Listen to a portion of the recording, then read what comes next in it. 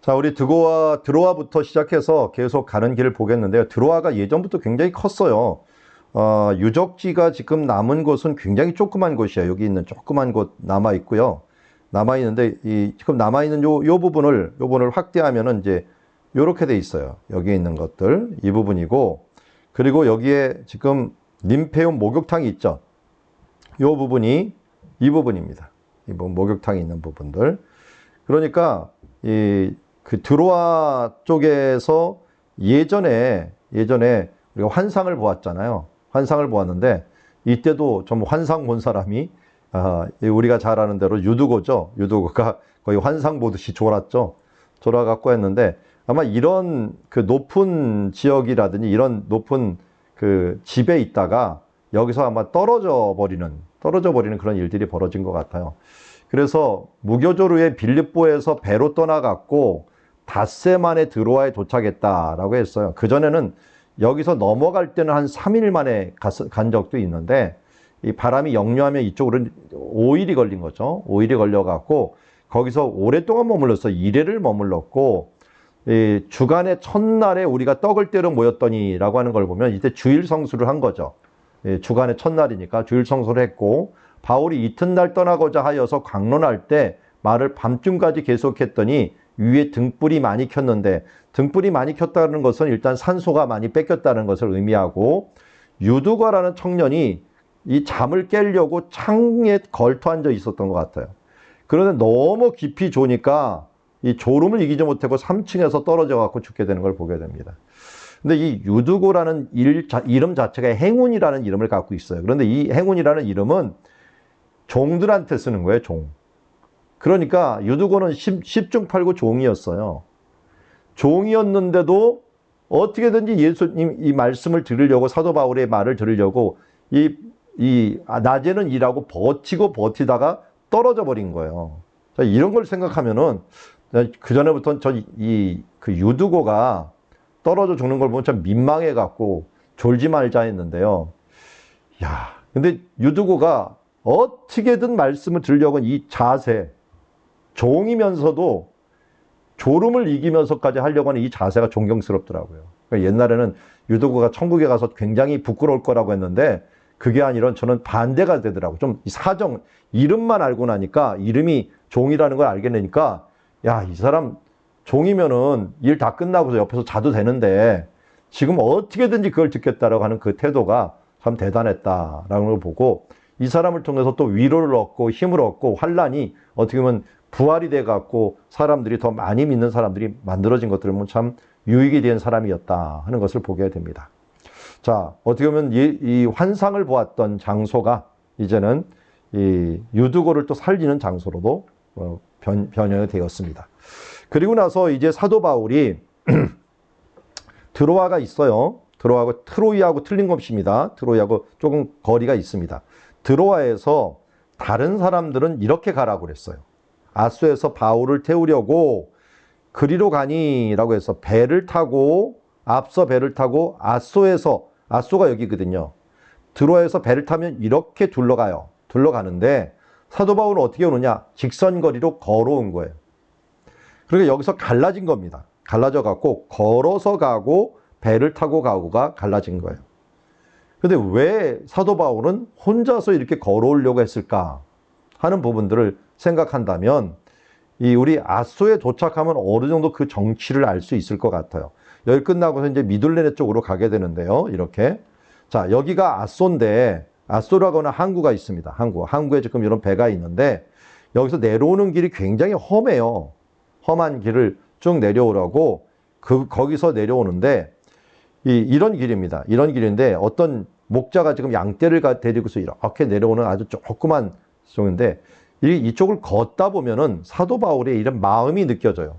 사도 바울이 이 길을 걷고 혼자 걸으면서 특별히 이 3차 전도여행을 갔다가 어떻게 보면 돌아보는 시간뿐만 아니라 어떻게 보면 자기의 마지막 전도여행이라고 하는 걸 그가 어떻게 보면 영적으로 알고 돌아가면은 이제 아시아 사람들 또 고린도 사람들 이런 사람들하고 부딪힌 일들이 너무 많다 보니까 예루살렘에서는 분명히 자기가 잡힐 가능성이 높다라고 하는 걸 영적으로 어느 정도 깨달았던 것 같아요. 이게 뭐하고 굉장히 비슷하냐면요. 엘리사가 엘리야 따라가는 거하고 굉장히 비슷해요. 엘리야 따라갈 때 사람들이 주변에서 네 선생들을 하늘로 올릴 거다 뭐 얘기를 하니까 나도 안다 하면서 계속 따라가는 것. 어떻게 보면 죽을 줄도 알고 끝날 줄도 알고 데려갈 줄도 알고 하면서 계속 가는 모습을 봅니다. 이게 바로 이 사명을 위해서 고난이 앞에 있으면서도 달려가는 그런 바울의 모습을 보게 됩니다. 그래서 저도 이제 인생샷을 여기서 하나 찍었는데 해를 향해서 이렇게 찍는 것들 우리 저하고 같이 가신 분들은 다 한 번씩 찍었는데 잘 나온 것 같아요. 여기서 해를 딱 바라보면서 실루엣을 찍으면 딱 좋습니다. 자, 이렇게 해서 이제 알고서 떠나다 보니까 뭐가 됐냐면 에베소를 들리면은 또 오랫동안 들려야 돼요. 그래서 신방하려면 오래 기간이 지나기 때문에 원래는 6월절날 가려고 했는데 6월절날 가는 그 배가 자기를 해치려고 하는 전세배기 때문에 그는 걸어갖고 오순절 안에 가려고 했어. 오순절. 그러니까 6월절에서 50일 여유가 있는 거예요. 50일 여유가 있으니까 조금 천천히 가도 되겠지만 그래도 드로아에서 벌써 7일 지냈죠. 그 다음 마게도냐로 돌아오는데도 한 7일 이상 더 지냈던 것 같아요. 그러니까 뭐 14일 후떡 지나고 또 배로 가는 게 아니라 걸어가다 보니까 언제 도착할지 모르는 일들이 도착하고 물론 배가 이 전세선이 아니라 막 들렸다 가니까 언제 도착할지 모르는 거예요. 그래서 일단 빨리 가려고 급히 가고 있었다 하는 것을 알 수가 있습니다. 그래서 에베소를 지납니다. 지나고 어디에서 만나냐면 이 밀레도에 이르러 갔고 에베소의 장로들을 초청을 한 거죠. 장로들을 밀레도에 이르러 갔고 에베소를 초청했는데 밀레도가 여기가 이제 밀레도입니다. 밀레도고 이쪽 옆이 이 에베소 항구예요. 항구에서 좀 떨어져 있어요. 떨어져 있는 항구에서 사람을 초청해 갖고 여기에서 이제 어떻게 보면 고별 설교와 같은 설교를 하죠. 그 중에 하나가 뭡니까? 내가 달려갈 길과 주 예수께 받은 사명, 곧 하나님의 은혜의 복음 증언하는 일을 마치려 하면은 나의 생명조차 조금 더 귀한 것으로 여기지 아니하노라 하면서 어떻게 보면 생명의 위협을 알고 있었어요. 그러다 보니까 사람들에게 마지막이 될지도 모른다는 게 울음으로 인사하면서 이 달려갈 길을 가기 위해서 가는 거죠. 그러다가 바다라고 하는 곳을 들리기도 합니다. 이 고스로 들리고 이 바다라는 거 하는 것도 지금 고스는 히오스라고 하는 섬이고요. 바다라는 것들도 이 지역의 또 수도 역할을 했던 지역인데요. 지금도 아주 큰 도시로 남아 있습니다. 그리고 이 구브로를 바라보고 이를 왼편에 두었다라고 합니다. 자, 이렇게 제가 지도를 그리면 이쪽이 에베소, 밀레도, 그 다음에 이 앞에 뭐 히오스 섬, 로도스 섬 이런 섬들이 있는데 이 앞에 큰 섬 하나가 이 구브로 섬이에요. 구브로 섬. 구브로 섬을 바라보고 이걸 왼편에 두었다는 거예요. 이쪽 왼편. 그런데 원래는 안디옥이 이쪽이거든요. 그러면 이렇게 갖고 이렇게 가는 게 안전하게 가는 길인데 풍랑이 안 불면 직선을 하는 거예요. 직진해 갖고 바로 두로로 갈 수가 있는 거예요. 그러니까 바람이 도와준 거예요. 좀 평탄하게 간 거기 때문에 이 해안가를 따라서 쭉 간 게 아니라 직진을 하는 바람에 두로로 가갖고 시간을 좀 벌었어요. 시간을 버는 바람에 두로도 들리고 또 가이사랴도 좀 오래 시간을 머물고 하는 그런 시간들을 벌은 것 같습니다. 그래서 두로에 상륙했더니 무슨 일이 있었느냐? 제자들이 거기 있었다는 거예요. 두로라고 하는 이 도시는 이세벨의 고향이었고 그리고 페니키아의 수도였는데도 불구하고 이 당시에 이미 교회가 세워져 있었다. 그 정도로 복음이 굉장히 멀리 퍼져 있었다는 걸 알 수가 있고요. 그때 제자들이 성령의 감동을 받아 바울더러 예루살렘에 들어가지 말라라고 한 거예요. 이때 이제 엘리사처럼 나도 안다는 거예요. 나도 안다. 나도 알면서 이제 가는 거예요. 그래서 이렇게 계속 사인을 주는데도 불구하고 위험할 것이라는데도 작별한 후에 우리가 다시 이 배에 오르고 그들은 집으로 돌아갔다라고 얘기하고 있습니다. 자, 여기에서 이제 두로를 지나갔고 어디냐? 돌레마이 하면 생각나십니까? 프톨레마이스. 프톨레미 왕조의 이름을 따라서 돌레마이라고 이름을 지은 거고 구약 성경의 이름은 악고라는 항구죠. 그래서 이 지역을 악고 평야라고 부르기도 하는 지역이라고 할 수 있습니다. 그래서 지금 두로를 떠나서 항해를 해서 돌레마에 들어서 여기도 누가 있었어요? 형제들이 있어요. 형제들이 해서 안부를 묻고 다시 떠나갔고 가이사라에 옵니다. 이제 가이사라부터는 육지로 올라가는 거예요. 예루살렘까지 육지로 올라가는 이제 마지막 항구에 도착을 했습니다. 마지막 항구에 도착을 했는데 여기 누구 집이 있었느냐? 빌립 집사님. 빌립 집에 머물러 7 집사 중에 하나인 전도자 빌립이 있었다라고 합니다. 이게 참 중요한 게요. 그 스데반을 뽑을 때 집사님이라는 말은 안 해요. 우리는 그 집사님이라고 하잖아요. 근데 앞에는 집사님 안 나오다가 드디어 사도행전 21장에 가고 집사라는 말을 등장을 하는 것을 보게 됩니다. 그래서 빌립 집사님 중 하나 전도자 빌립이 여기 있었고요. 딸 넷이 있었어요. 딸 넷이 있었는데 처녀로 예언하는 자입니다. 이 가이사랴가 중요한 게 조금 이따 다시 이쪽으로 옵니다. 사도 바울이. 이 처녀로 예언하는 자들인데 여기 머물러 있더니 아가보라는 한 선지자가 유대로부터 내려와서 우리에게 바울의 띠를 가져다가 여기 아가보 있죠. 아가보. 아가보는 그전에도 안디옥에서 온 로마 제국이 흉년이 들 거라고 하는 것들을 예언했던 사람인데 예언대로 된 사람이거든요. 그런데 지금 예언자들을 많이 만나는 거예요. 이미 두로에서도 한번 만나고 그러면 여기 딸 넷이 예언하는 여자잖아요. 예언을 이미 바울에게 했을 거예요.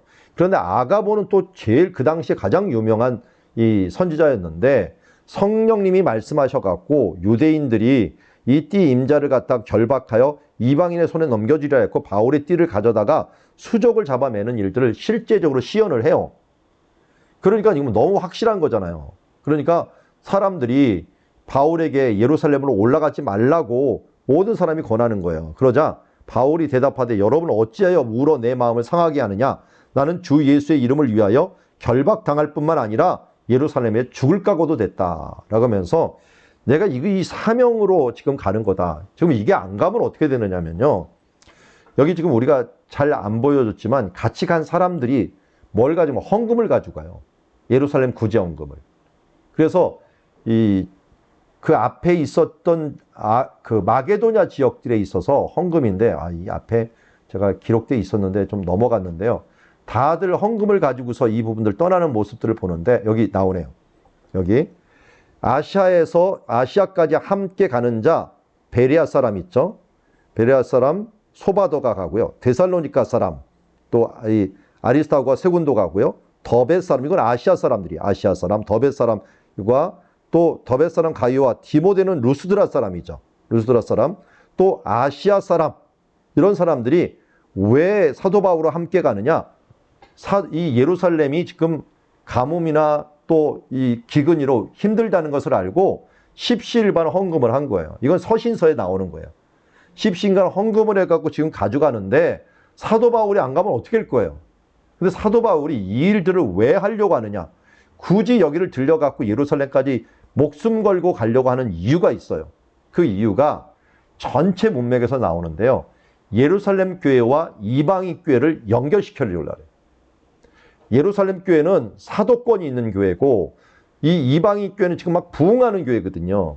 이게 연결이 안 돼 버리면 이 예루살렘에 그렇지 않아도 바리새파 사람들이 이방인들에 대해서 좀 경계하고 그들이 합심해 갖고 서로 하나가 된다는 걸 결의를 했음에도 불구하고 자기도 모르게 습관적으로 그들과 떨어지려고 하는 그런 경향성들이 많이 있기 때문에 이것을 어떻게든지 하나로 묶어주는 것들이 뭐냐? 사도 바울이 해야 될 일들 중에 하나였어요. 이거 못하면 교회가 하나 되지 못하고 망가지게 되는 결과를 가지게 되는 거죠. 요새 같으면 뭐냐면 새 가족들이 왕창 왔는데 옛날에 있었던 기성교회인들이 함께 융화를 하지 못하는 그런 경우가 되면 교회가 어떻게 되겠어요? 서로 뿔뿔이 헤쳐지는 그런 결과들이 가져오게 되는 거죠. 그래서 이걸 갖다가 하나로 묶으려고 하는 것이 사도 바울의 그런 노력이었고 그렇기 때문에 예루살렘으로 올라가고 이때 가이사랴의 몇 제자들과 함께 가고 또 오랜 제자 구브로의 나손도 데려가고 이 사람들 가는데 여기 보면은 이제 함께 가는 사람들 중에 당연히 우리가라고 하는 표현을 써요. 우리가. 누가도 같이 간 거죠. 그래서 그 전부터 함께 했던 많은 사람들이 헌금을 가져오기 때문에 이 헌금 가져왔다는 것들을 예루살렘 교회도 알고 나중에는 누구도 알아요. 이 체포했던 총독도 알아요. 총독도 알 정도로 많은 헌금, 구제헌금을 가져왔던 것을 보게 됩니다. 자, 그래서 이제 이때부터는 이제 잡히고 나서 4차 전도행을 하는데요. 4차 전도행 앞부분만 볼게요. 앞부분. 먼저 가이사랴에 있었던 부분들까지 한번 보겠습니다. 가이사랴에 있었던 부분. 가이사랴에서 이 가는 곳까지 두 대표를 먼저 만나요. 예루살렘에 이르니 형제들이 기꺼이 영접을 했습니다. 그리고 이때 함께 누가 있었냐면 야고보가 있었어. 예수님의 형제 야고보. 장로들이 있는데 주의 형제 야고보 외에 다른 사도들은 이미 전도를 나가고 없었어요. 선교를 나가고. 근데 여기 기둥같이 여기는 야고보와 게바와 그리고 요한도 내게 주시니라 알므로 나와 바나바에게 친교 약속을 했다라고 하는데 이방인에게로 할례자에게 가게 했던 일들이 있었습니다. 그런데 여기에 이제 머물러 있었을 때는 바로 이 야고보와 그의 바리새파 사람들이 주도권을 잡고 있었던 데예요. 그런데 사도 바울이 전도여행을 얘기를 하니까 그들이 동의는 하지만 사람들이 뭐 하는 거예요? 당신이 할례를 하지 말라고 했다. 또 율법을 지키지 말라고 했다라는 말이 있으니 우리가 보니 당신은 지키기는 하는데 문제는 뭐냐? 어찌할꼬 하면서 그들이 필연 그대가 온 것을 드리니 하면서 그것을 반대하는 사람들이 있을 거라요. 그러니까 너는 우리 말하는 대로 해갖고 내가 율법을 지킨다는 걸 알기 위해서 서원하는 사람 4사람이 있으니 이를 데리고 결례를 행하여 그들을 위하여 비용을 내라. 이게 중요한 거예요. 비용을 내라는 거. 이게 왜 중요하냐면 서원을 해도요. 끝까지 못 지키는 사람이 허다했어요. 왜냐하면 민수기 6장에 보면은 나신이라고 하는 서원에 갖고 내가 몸을 구별하는 날이 있거든요. 그러면 헌물을 드리는 번제물로 1년 된 흠없는 수양 1마리, 속죄제물로 1년 된 흠없는 어린 암양 1마리, 또 화목제로 흠없는 수양 1마리, 총 몇 개요? 세 마리를 드려야 되는 거예요. 거기다가 나중에 무교병과 광주리와 가루에 기름 섞은 과자들과 그리고 기름 바른 무교전병들과 소제물과 전제물들 이걸 다 드려야 되니까요. 이거 가난한 사람들은요. 서원을 해도 이걸 못하는 거예요. 양 1마리 드리는 것도 힘든데. 그러니까 기독교인들 중에서 이 율법을 지키는 사람들이 있었는데 이 율법을 지키는 사람들이 서원을 했는데도 그 마무리를 못하고 있는 사람들이 4명이 있는 거예요. 4명. 4명이 있으니까 이 4사람을 위해서 너는 비용을 제출하라. 이 비용을 제출하는 건 누가 하는 거냐면 주로 왕이라든지 갑부라든지 이런 사람들이 선을 행할 때 이걸 해주는 거예요. 그래서 이 비용을 제공을 잘해갖고 사람들한테 칭찬을 굉장히 많이 받았던 사람이 있어요. 요세푸스 글에 의하면. 그 사람이 축 먹어 죽은 헤롯이에요. 축 먹어 죽은 헤롯이 돈이 많다 보니까 사람들한테 잘 보이려고 비용을 내갖고 이렇게 서원한 사람들을 다 물질을 대준 거예요. 그래서 사람들의 인기를 받으려고 노력을 했던 일들이 있습니다. 그런데 지금 사도 바울이 구제원금을 많이 가져왔으니까 네가 바로 이걸 갖다가 했으면 좋겠다 그래갖고 비용을 내어갖고 이것들을 하게 한 거죠. 그래서 율법을 지켜 행하는 줄을 그러면 알 것이다 해갖고 서원도 지키는 사람들 도와주기도 하고 너도 율법을 지키는 것들을 행하여 함께. 사도 바울도 서원을 한 거를 지금 갚아야 되거든요. 왜냐하면 머리를 잘랐던 것들 이런 것들이 이제 뭐 2차 전쟁이 있지만 자기도 서원하는 부분들을 갚는 이런 일들을 같이 했으면 좋겠다 해갖고 같이 동참을 한 거죠. 그래서 바울이 이 사람들을 데리고 결례를 행하고 들어가서 그들을 위하여 각 사람을 위하여 제사 드릴 때 결례 기간 만기된 것을 신고하면서 제사를 끝내는 것을 보게 됩니다. 이 과정 중에서 이제 문제가 일어나게 되죠. 사람들이 요 안에서 사도 바울을 딱 잡은 거예요. 왜 잡았느냐? 그 전까지는 이 밖에는 이 누가라든지 이방인들이 같이 올 수 있지만 이 안에는 이방인들이 못 들어와요. 여기 보면 요 글이 나와 있는데 이방인들은 금지합니다 라고 하는 글이 나와 있으니까 못 들어와요. 그런데 이곳에서 사람들이 작전을 짠 거예요. 한마디로. 이 사람들아 이스라엘 사람 도우라. 이 사람이 이곳을 비방하고 율법과 이곳을 비방하여 가르치는 자인데 또 헬라인을 데리고 성전에 들어왔도다. 그러니까 율법을 비방했다. 성전을 모독했다. 이거 누구 제목하고 똑같아요. 율법 모독, 성전 모독. 스데반하고 똑같아요. 스데반. 그러니까 이 스데반의 이 일들을 여기 해갖고 사람들을 끌고 이쪽으로 나와갖고 죽이려고 했던 거예요. 스데반하고 똑같이 돌로 쳐 죽이려고 했던 거예요. 그런데 이제 이번에 사도 바울은 그렇게 안 당한 거죠. 안 당한 게 로마인들이 이때가 오순절 기간이었어요. 오순절 기간은 천부장이 여기 있거나 여기 총독이 와 있거든요. 사람들이 많으니까 이 부분들을. 그때는 함부로 죽이는 것을 하면은 로마인들이 개입을 하게 된 거죠. 개입을 해갖고 여기 그를 잡아갖고 죽이려고 하는 것들을 갖다가 다시 그를 끌려갔을 때 로마인이 체포해갖고 올려가게 되는 것을 보게 됩니다. 그래서 성전 밖으로 끌려가갖고 문이 닫히고 이제 그들이 그를 죽이려고 온 예루살렘에 소문이 나오자 군대 천부장이 이 요새에서 달려온 거예요. 급히 군인들과 백부장을 거느리고 와서 바울 치기를 그치고 바울을 층대에 이를 때, 이런 층대가 있었겠죠. 층대가 이를 때 거기서 얘기하게 된 것을 봅니다. 어떻게 보면 이게 사도 바울이 어떤 상황이냐면 스데반이 죽으려고 했던 그곳에 자기가 옛날에 치려고 했던 그 상황으로 좀 끌려가고 있는 중이었어요. 그리고 다시 이쪽으로 천부장이 이쪽으로 끌고 가는 이 장소가 또 뭐냐면 예수님이 십자가 지기 전에 채찍 맞은 장소예요. 갇혀갖고 채찍 맞은 장소가 사도 바울이 끌려가는 장소예요. 그러니까 스데반과 예수님을 만나는 그 장소로 지금 이리 갔다가 저리 갔다가 지금 하는 중에 있습니다. 그러니까 천부장이 소동으로 말미암아 진생을 알 수 없어서 그를 영내로 데려가게 했고요. 그리고 내려가는 중에 이런 층대가 있었어요. 이 층대에 딱 서갖고 사람들이 히브리 말로 말하니까 사람들이 갑자기 멈춘 거예요. 왜냐하면 사도 바울을 잡은 사람은 아시아 지역에서 온 사람들이에요. 아시아 지역에서. 근데 아시아 쪽에 온 사람들은 헬라어에는 능통하지만 히브리 말에는 능통하지가 못해요.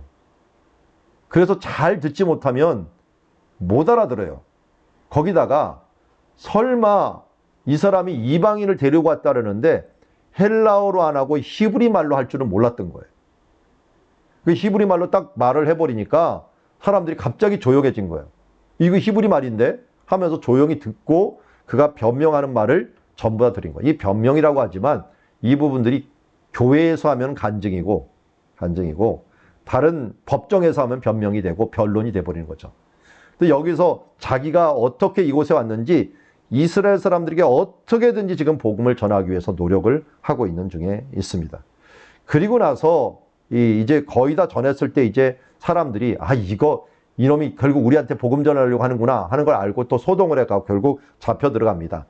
일단은 이 사람들이 먼저 채찍에 때리고서 그를 조사를 하려고 했는데 가죽줄로 맬 때 바울이 이때 재치를 발휘를 합니다. 내가 로마 시민이다. 그 전에도 한번 이용했던 적이 있죠. 빌립보 감옥에서 로마 시민권을 이용함으로 말미암아 어떻게 보면 여기를 벗어나갔고 복음을 전하는 계기로 삼았는데 이번에도 로마 시민권을 사용을 해서 그들에게 때림을 맞기 전에 어떻게 보면 예수님이 때렸던 그곳을 때리려고 했는지도 몰라요. 그런데 맞지 않고 바로 이 부분들에 대해서 변론하는 길로 나가게 됩니다. 그래서 천부장이 왜 이렇게 되었는가 하는 걸 알기 위해 갖고 공회가 열리는 곳으로 갔어요. 여러분, 이 공회가 과거에 어떤 장소입니까? 예수님을 사형 선고했던 장소예요. 그 사형 선고했던 그 장소에 지금 사도 바울이 선 거예요. 그러니까 스데반이 죽으려고 했던 장소, 예수님이 채찍에 맞은 장소, 예수님이 사형 선고를 받은 장소, 이 모든 장소가 사실은 여호와 일의 장소였는데 이 여호와 일의 장소에 지금 사도 바울이 있으면서 아마 저는 그 생각이 나지 않아 분명히 났을 거예요. 스데반 생각도 했을 것이고 그가 밤을 이쪽에서 지새우면서 예수님의 채찍질에 대한 생각도 했을 것이고 또 여기에서 예수님이 바로 이 유대인들에게 사형 선고 받으려고 하는 그런 상황도 분명히 그가 느꼈을 것이다. 그리고 여기서 아주 지혜로운 것이라고 했나요? 이용을 잘해갖고 바리새파와 사두개파의 문제를 딱 이용을 해갖고 이 사람들한테 결론 안 날 거 알았기 때문에 나는 바리새파다 하면서 바리새파, 사두개파의 이 부활 논쟁을 가지고 문제가 되는데 이 부분들을 경로시키면서 여기서 빠져나오게 되는 것을 보게 됩니다. 그러고 난 다음에 이 바리새파나 사두개파 중에서 열심당에 해당하는 사람들이, 열심당은 아니지만 열심 있는 사람들이 바울을 죽이겠다고 이제 결단을 하죠. 금식으로 나갑니다. 이런 거면은 일단은 그는 죽이기까지 그 금식하면서 그의 모든 사명을 다하려고 하는데, 사도 바울은 이때 주님께서 그날 밤에 바울 곁에 서서, 이 장소가 무슨 장소라고요? 예수님이 채찍에 맞은 장소예요. 그곳에서 예수님이 나타나신 거예요. 그것도 어떻게 해요? 곁에 서갖고, 곁에 서서 담대하라. 내가 예루살렘에서 나의 일을 증언한 것 같이 로마에서도 증언하리라. 그러니까 어디까지 보장을 해준 거예요? 로마에서 증언한 것까지 보장을 해준 거예요. 그래서 사도 바울이 배를 타고서 풍랑을 만나도 끄떡이 없었던 게 이걸 믿었기 때문에 그래요. 그럼 풍랑을 만나도 예수님이 자기 사명을 통해서 끝까지 그 사명을 이루게 하는 그 장소를 마련해 준다면, 그 중간에는 자기를 누구도 죽이지 못한다는 걸 안다면 얼마나 담대하겠어요. 한마디로 풍랑이는 바다를 뭐처럼 누려요? 바이킹처럼 누릴 수 있을 거예요. 나는 안 죽는데 원래 뭐 하면서 아무리 풍랑이 일어도 다른 사람들은 두려워 떨어도 사도 바울은 절대로 두려워 떨지 않았을 거예요. 그러니까 그가 그 주도권을 가질 수 있었던 것도 이 말씀, 예수님께서 사명을 주셨고, 어떻게 보면 저는 여기 써놨죠. 사명이 위로다. 사도 바울에게는 이 사명이 최고의 위로였어요. 사명이 위로가 된 것을 보게 됩니다. 자, 이렇게 사도 바울이 이제는 여기 있었을 때 나리샘의 유대인들이 당을 지어 맹세를 해갖고 바울을 죽이기 전에 먹지도 않고 하는 동맹자가 40명이다 하는 걸 알고, 이 부분들이 사도 바울에게 알려지고 친척이 있었으니까요. 알려지면서 청년을 보내어서 경계하되 아무에게도 알렸다 이르지 말라면서 이제 청부장이 백부장 둘을 부르고 밤 제3시에, 그러니까 9시, 저녁 9시가 됩니다. 9시에 가이사랴까지 갈 보병 200명, 기병 70명, 창 200명. 야, 이거 대단한 사람들 아니에요? 이거 요인 지금 경호하는 정도의 팀이에요. 지금 200명, 여기 창 200명이면 400명에다가 말 탄 사람 70명을 지금 대동하고, 사도 바울은 뭘 타고 가겠어요? 당연히 바울을 태웠다 그랬잖아요. 태웠다. 그래서 짐승을 준비하라고 했으니까 뭐 최소한 낙이고, 그리고 기본이론 아마 말이 될 수도 있고요. 이 짐승을 준비해 갖고 한번 생각을 해보세요. 이 상황을. 사도 바울이 가운데 딱 서고 좌우에 창병, 기병 할 것 없이 그를 호위하고 쫙 가는 게, 이게 죄수 호송이 아니라 이 요인 호송처럼 지금 가는 모습을 보게 됩니다. 저는 이걸 보면서 다윗의 그 이야기가 생각이 나요.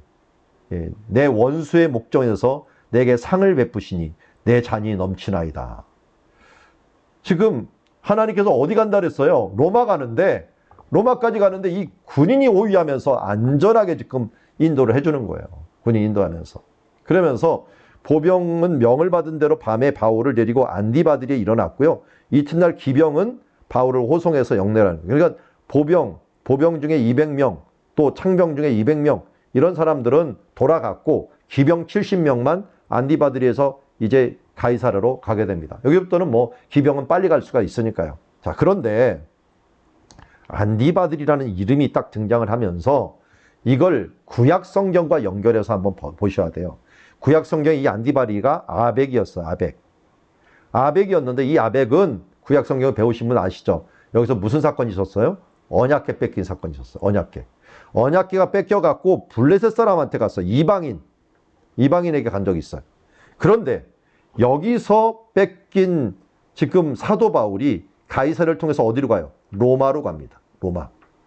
이방인으로 가는 거예요. 또 이방으로. 그러니까 복음이라고 하는 것들은 과거에는 언약궤 안에 있었지만 이제는 누구 안에 있어요? 우리 마음 신비에 새겨졌죠. 그 율법이. 그 율법을 주도권을 가지고 있었던 바울이 지금 로마로 가는 길이, 이 안디바드리가 결국은 모든 것을 끝냅니다. 안디바리부터 이제 가이사랴는 벌써 이방인 지역으로 들어가 버리는 거예요. 여기서부터는. 총독이 있는 지역. 이 이방인 지역에서 이방의 도시로 가게 되고요. 여기도 마찬가지죠. 이 블레셋도 맨 처음에는 어디로 갔어요? 뭐 가갖고 아스도스를 갔고, 아스도스에서 가드로 갔고, 가드에서 이제 움직이는 걸 보는데, 이런 부분들이 사도 바울도 똑같이 안디바드리에서 헤어졌다라는 것을 보게 됩니다. 어떻게 보면 이 안디바들이 아벡은 이 중심 이동의 장소다라고 하는 것을 볼 수 있어요. 중심 이동의 장소. 자, 그래서 그 전에 법계가 이동하는 게 이렇게 이동을 했거든요. 이동을 해갖고 1차적으로 블레셋으로 갔고 나중에는 유다 다윗에게로 가갖고 중심 이동이 에브라임 지파에서 유다 지파로 옮겼던 적이 있어요. 물론 블레셋을 움직이겠죠. 움직였다가 다시 이쪽으로 가긴 하지만 어쨌든 에브라임에서 유다로 옮겨졌던 이 부분들이 아벡이라는 곳 그리고 안디바드리에서 일어났다 하는 것을 알 수가 있고요. 그래서 나중에 이 아벡을 지금 안티파트리스라고 부르는데요. 이 안디바드리라고 번역을 했어요. 여기 로마에 가면은 티토 장군이 가져온 이 촛대가 예루살렘의 촛대가 있어요. 분명히 여기 지났을 겁니다. 여기 지나갔고 움직였을 거예요. 그 에베소 교회에게 요한계시록에서 내가 너희가 계속 이 첫사랑을 잃어버리면 촛대를 옮긴다라는 게 교회를 옮긴다는 거잖아요. 중심을 옮긴다는 건데 결국 그렇게 됐죠. 그러니까 예루살렘도 하나님께서 굳어진 교회가 되고 이 사도 바울이 왔는데도 의심하고 이런 교회가 되면서 결국 하나님의 말씀의 중심이 로마 쪽으로 옮겨지는 결과들을 사도 바울을 통해서 보여주는 것이다 하는 것을 우리가 알 수가 있습니다. 자, 그 뒤에 사도 바울이 총독 앞에 섭니다. 총독 앞에 서는데 어떻게 서는가 봅시다. 가이사랴에 들어갔는데 이 천부장이 편지를 보낸 거예요. 편지를 보내갖고 총독에게 드리고 총독이 읽고 바울도로 어느 영지 사람이냐 그랬더니 길리기아 사람인 줄 알고 너를 고발하는 사람들이 오거든 너를 들이라 해갖고 길리기아 사람들은 이게 원로원이 다스리는 지역이 있었고요. 이 총독이 다스리는 지역들이 있었어요. 그래서 여기는 자기가 총독한테 온 사람이기 때문에 아, 내가 맡아도 되는 사람이구나 하는 것들을 알고 이제 재판을 하려고 한 거예요. 자, 그래서 헤롯 궁의 글을 지키라 명했어요. 헤롯 궁. 근데 헤롯 궁이 발견이 됐어요. 궁이 발견했는데 이게 이제 원형 극장이고요. 쭉 가봅시다. 옆으로 이동해 봅시다. 원형 극장에서 옆을 쭉 보면은 이 앞에 헤롯 궁이 있는 데가 있어요. 헤롯 궁. 이쪽으로 한번 좀 더 가까이 가볼게요. 이게 헤롯 궁입니다. 헤롯 궁인데 헤롯 궁에서 법정이 발견이 됐습니다. 법정이. 요 아래 법정이 있어요. 법정. 법정이 있는데 이 법정이에요. 법정에 여기 사람들이 여기 있었던 이 법정이 발견이 됐는데 요 앞에 기록된 글을 한번 볼까요? 이렇게 써 있어요. 현재 이스라엘 사람들이 히브리어로도 써놓고 영어로도 써놨어요. 그래서 여기 I appeal unto 캐사를 해갖고 가이사에게 나는 가이사에게 상소하노라 라고 하는 그 말을 한 장소가 여기다 라고 얘기를 하는 거예요. 거기다가 여기 이 아그리빠가 와갖고 사도 바울과 만난 지점이다 해갖고 여기에서 이렇게 아그리빠 왕이 오고 총독들도 만나죠. 총독들 여기서 2년이나 있어요. 2년이나 있다 보니까 베스도, 벨릭스, 베스도 그 다음에 아그리빠까지 뭐 사람들을 두루두루 이 법정에서 만나는 거예요. 법정에서 만나면서 재판을 하는 그런 과정이 있는데 이 사람들이 뭐 종교적인 문제는 문제가 안 된다는 걸 스스로 알았어요. 그런데 유대인들의 고발을 계속하니까 이들에게 잘 보이기 위해서 또 문제도 있었고요. 또 유대인들의 풍속 때문에 할 수 없이 못 보이면서 상소를 하니까 그냥 아이고 잘됐다 하면서 그들에게 보내주는데 그러나 여기 2년 있던 이 기간 동안 사도 바울이 뭐 했느냐? 총독들에게 복음을 전하는 결과를 가져왔어요. 이 복음이 결국 뭐예요? 자기의 간증이에요. 자기 어필을 하면서 이것이 간증이 돼갖고 이 사람들에게 전하게 된 거예요. 그렇게 되는 바람에 결국은 사도 바울의 사명이 뭡니까? 사명이 이방인과 그리고 임금들과 그리고 이스라엘 사람들에게 복음을 전하게 될 것이다 라고 했고 이방이 1순위였어요. 그런데 2순위가 임금이 있었는데 이 임금들에 대한 것들이 언제 하는가 봤더니 사도행전 뒷부분이 조금 지루하게 나와요. 지루하게 나오는 이 부분들에 있어서 모두 임금들을 전도하는 시간이에요. 임금들 전도하는 시간.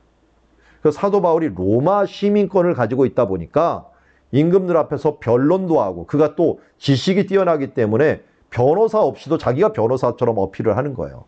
그러면서 자기의 간증을 얘기하고 내가 예수님을 어떻게 만났는가 하는 것들을 얘기하면서 자연스럽게 임금들에게 복음을 전하고 또 아까처럼 자기가 이스라엘 앞에서 막 잡히고 문제가 있을 때 어떻게든지 이스라엘 사람들 또 회당에 가서 복음을 1차적으로 전하는 일들을 계속 해왔던 것을 보게 됩니다. 이렇게 함으로 그가 복음을 전했지만 이 왕들이 어땠어요? 다 왕들이 바울아, 베스도가 얘기했죠. 내가 미쳤도다 라고 하면서 바울이 베스도에 가까여 내가 미친 것이요 참되고 온전한 아이다 하면서 결국 어떻게든지 한 명이라도 전도하기 위해 갖고 특별히 누구 왕 아그리빠 왕을 전도하려고 그랬다. 아그리빠 왕. 아그리빠 왕이요 라고 했는데 이 아그리빠 왕은 누구냐? 이거 제가 기록해놨나요? 아그리빠 왕은 조금 이따 이렇게 간단히 이제 얘기하겠지만 아그리빠 왕은 족보를 조금 이따 다시 한번 보여드릴게요. 자, 맨 처음에 대헤롯이 있어요. 대헤롯. 예수님 태어날 때 헤롯. 이게 1세고 그 다음 헤롯이 이 헤롯이라고 하는 사람 2가 있는데 갈릴리 지역을 다스렸던 사람. 예수님을 이 십자가에 죽을 때 한번 희롱했던 사람. 이 사람이 또 이 세례 요한을 죽인 사람이죠. 그런데 이 헤롯 말고 축 먹어 죽은 헤롯이 있어요. 축 먹어 죽은 헤롯. 여기 헤롯 3이에요. 이 헤롯의 아들이 누구냐? 아그리빠야. 아그리빠. 그러니까 대헤롯의 손자예요. 손자인 사람을 만나게 된 거예요. 근데 이 사람이 어디 사람이냐? 에돔 사람이에요. 에돔. 에돔을 그 당시에 뭐라고 불렀어요? 이두메 족속이라고 불렀잖아요. 이두메 족속이라고 불렀는데 이 이두메라고 하는 이 족속은 에서 후손으로서 어떻게 보면은 아브라함의 축복과 이삭의 축복은 분명히 받은 사람이에요. 그 다음에 야곱으로 이어지지 않은 것 뿐이죠. 이어지지 않은 것 뿐인데 이들에게 어떻게 보면 기회가 이두메 사람이었던 이 에서의 후손에게 기회가 한번 끝까지 4대에 걸쳐 갖고 기회가 있었던 거예요. 복음에. 근데 이 사람들이 권력을 갖다 보니까 무슨 생각을 했어요? 그렇게 알면서도 받아들이지 못해요. 그러니까 뭐라고 합니까? 그들이 이 바울에게 적은 말로 나를 권하여 그리스도인 되게 하는도다 라고 하면서 사도 바울이 그때 뭐라고 합니까? 얘기하기를 내가 내가 지금 당신들 나와 같이 되기를 원합니다 하면서 이 쇠사슬을 갖고 내 쇠사슬을 매인 것 외에는 나와 같이 되기를 원합니다 하면 담대히 이야기하는 모습을 보게 됩니다. 이들이 나중에 뭐라 그랬어요? 이게 가이사에게 상소하지 않으면 석방될 뻔했도다. 말은 이렇게 하죠. 사람들 눈치 보느라고 하지도 못하면서 말은 이렇게 했던 것을 보게 됩니다. 그러니까 뻔하였다라고 하는 핑계를 대는 사람이 되었고 사도 바울은 결국 여기에서 안타깝게 그 일들을 이루지 못하는 것들을 보게 됩니다. 그래서 잘 보면 아까 말씀드렸듯이 대헤롯, 헤롯 안티파스, 여기에 헤롯 아그리빠가 있는데 이게 1세고 오늘 보는 게 2세입니다. 2세. 이 사람이 바울을 만난 사람이에요. 근데 누구하고 같이 왔느냐? 이게 버니게하고 같이 왔어요. 버니게. 근데 두루실라는 그 전에 벨릭스 총독하고 같이 있었고요. 그래서 이 헤롯 아그리빠의 자녀들이 성경에 다 등장하는 모습을 보게 됩니다. 자, 동방박사 만나고 예수님 만나고 베드로 죽이려고 했고 축 먹어 죽었고요. 여기는 바울 만나고 이런 식의 일들이 발생하게 됩니다. 자, 여기까지 보았고요. 여러분들 이제 3차 전도여행을 다 그리셔갖고 이제 제출해 주시면 될 것 같습니다. 이제 다음 4차 전도여행, 5차 전도여행을 함께 나중에 보도록 하겠습니다. 수고하셨습니다.